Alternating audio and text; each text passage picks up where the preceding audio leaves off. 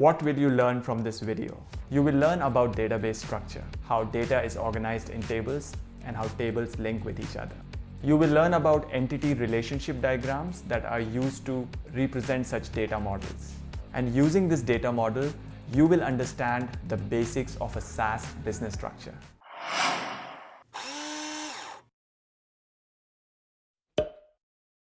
Hello everyone, and welcome to Daily Data Scientist. We are about to become familiar with the data structure of the dummy SaaS company that we work for. This is an essential first step before we start setting up the analytics for our company. For more background, please watch the short channel introduction video that I will put here or here. I will also leave the link in the description below. Before we dive into the data model, let's clarify what a SaaS or software as a service business is. It is a company that sells access to a software product as a periodic subscription service. Famous examples are Netflix and Spotify.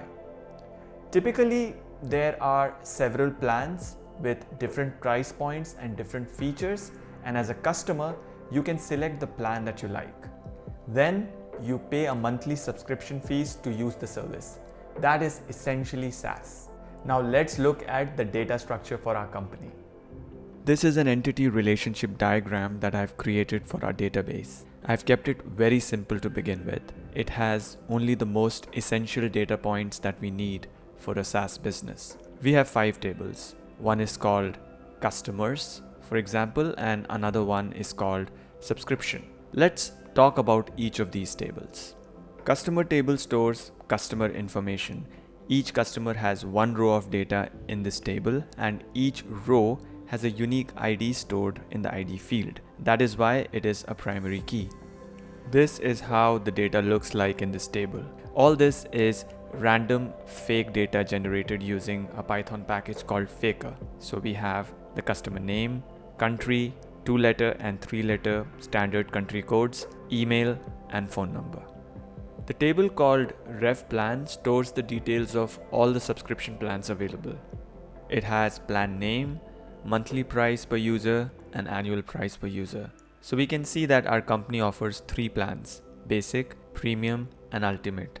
Payment methods table stores the different payment options available to our customers while buying a subscription. There are different payment methods available like credit card, debit card, PayPal, bank transfer, and I've thrown in a few more payment methods here. The subscription table stores details regarding the customer subscription. You can see that this table stores references to the customers, ref plan, and payment methods tables by storing the IDs from those tables. These are referred to as foreign keys. Okay, let's look at the data in this table.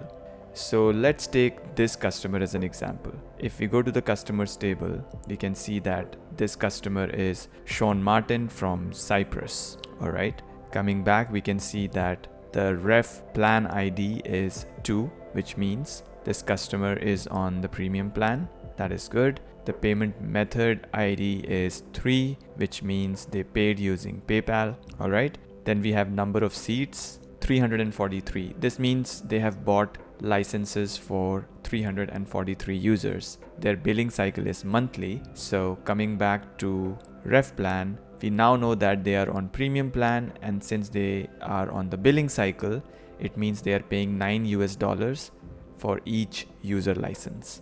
First start date. This is the date on which the relationship with this customer started. The very first subscription start date. Latest cycle start, as the name suggests, it's the start date of the latest cycle, in this case Feb of 2022, and the latest cycle end date, which is March of 2022. The latest cycle end date is in the past, which basically means that they are no longer a customer, they have churned. That is the industry jargon for customers who have cancelled their subscription. We say that they have churned, and that is the reason why the is customer flag is no. Revenue schedule stores the monthly breakdown for each subscription. That is why we see a reference to the subscription ID in this table. Let's look at the data. Taking the example of subscription ID 8211, we can see that we have revenue records for 4 months for this customer, starting from April till July, and we can see that the monthly revenue is 70. They were a new customer in the month of April and they churned in the month of July. So this is how a typical revenue schedule looks like. Let's talk about these symbols. This one here, and you see a different one here.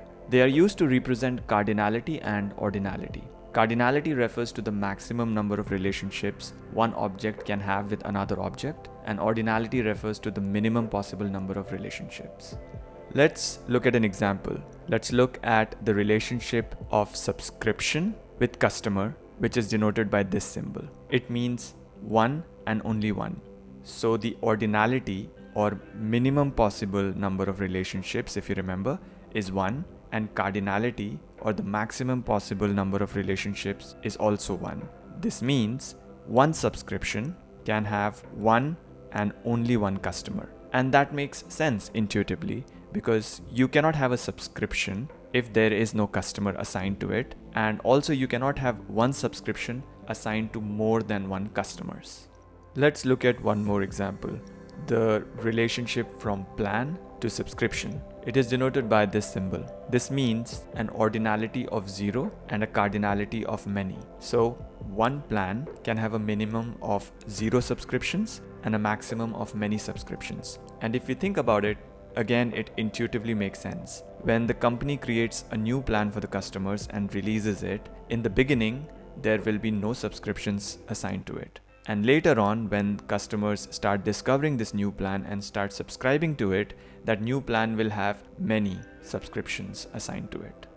Okay, another point. We need to understand that, for example, customer is connected to payment methods indirectly through subscription. In the subscription table, we can see that we have the customer ID and we also have the payment ID. So this is where customer ID is linked to payment method ID. So now you are familiar with the basic data structure of our dummy SaaS company. I have left a link to the ERD document in the description below.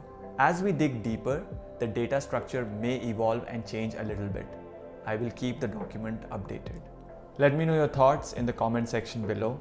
If you found the video helpful, please drop a like and subscribe to the channel. Thank you for your time. I am your daily data scientist, and I will see you for the next video.